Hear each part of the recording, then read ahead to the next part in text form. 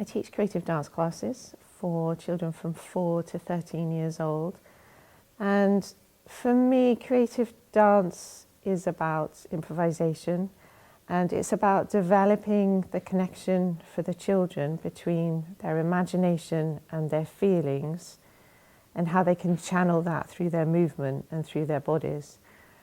And improvisation is a perfect tool to get them to look and see what movement they already have inside their bodies. So when I'm working with them, and especially when I'm structuring their material to make a piece, they're not looking at me trying to learn a form. It's not particularly structured in a sense that they have to get their bodies in a particular position at a particular time. There's a real freedom for them to take a subject and then to see how their body responds to that subject. So already at a young age, it's teaching them about choice. They could move like this, or they could respond to the task like this. And I think as children, especially when they start school, there's suddenly a set of rules and there's a formality, and that's where they can start to be educated out of creativity. And actually the idea of these classes is that they delve deeper inside themselves and think more about how they respond to the world that's around them. And it was interesting, I asked a 7-year-old a question. I said, why do you think improvisation is important? And she said, because it helps me to see the world in a different way. And I think that, in a nutshell, it says it all to me.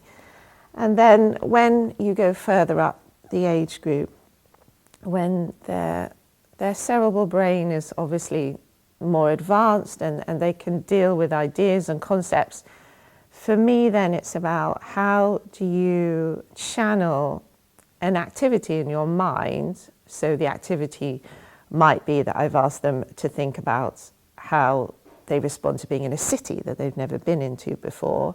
How do they channel that then into an action? And for me, again, that's a really interesting process to see how each child will respond to that differently. And again, they'll respond to different choices. Their body has different energies, so they might prefer to move in a very dynamic way, or they might choose to move in a much more fluid, softer way. And as a dance maker, or as a person who's interested in kind of composing all of these different responses into a piece, it's my job to try and find the potential for each child as to how they are channeling those ideas into their movement.